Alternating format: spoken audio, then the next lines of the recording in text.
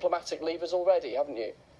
That's right, yes. So the latest news that we heard was that yesterday the head of the Revolutionary Court had announced that Nazanin was definitely going to court facing security charges. If we're lucky, that's just what we thought, which is a charge of spreading propaganda. If we're unlucky, it could be a bigger charge. I spoke to the family yesterday. They hadn't heard from the lawyer, so we're still in this sort of scrabbling around, trying to understand exactly what and when the date of the court is. But you're right, we've been campaigning for a long, long time. I've been on your show and many other shows.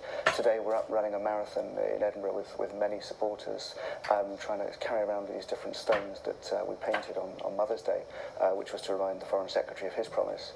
And part of what we're just doing is just keeping going and keeping her knowing that lots of people are caring, lots of people are battling. Sure. In terms of the question around what we can do diplomatically, this week I met with the British ambassador to Iran, who's over here, just to ask him what he understood what was going on. And I think, yeah, we'll need to push again the government to just try and find a way. I mean, Nazanin was innocent the first trial. The idea of a second court case while she's in prison, it's obviously nonsense. Richard, show us that stone again, if you may, and tell us the story about that. So we've got a number of different teams, and we painted on Mother's Day, 700 stones to mark the number of days that Nazanin had been in prison at that point. To remind that, if you remember back before, the Foreign Secretary promised that he would leave no stone unturned to bring Nazanin home. So today what we're doing is we're taking the stones it's a relay, actually. I'm not running a whole marathon. So we're each running a part and just carrying the stone around. We were hoping, actually, Nazanin would be back for it and that she could do the last leg, but we'll be doing it in honour of her, just to know that, we're going to keep going until it's time to bring her home. How are you coping, Richard? Because the need for ongoing resolve with this, with what seems to have been a sort of trickle of bad news, punctuated by possibilities. And I know immediately before Christmas, for instance, you were optimistic about a potential imminent release. And then since then, the trickle of bad news. I just wonder how you keep up your resolve, keep up your energy, keep up your determination, whilst having to go on with your life in the interim.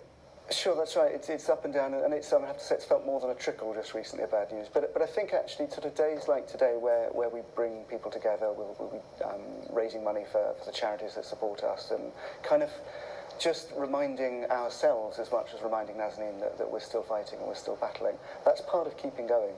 And of course, there are dark days where I reflect afterwards and just, gosh, what will take it to resolve this? I don't know. Like it just seems so Kafkaesque, the whole thing. And Richard, how frequently are you able to speak to Nazanin and speak to your daughter?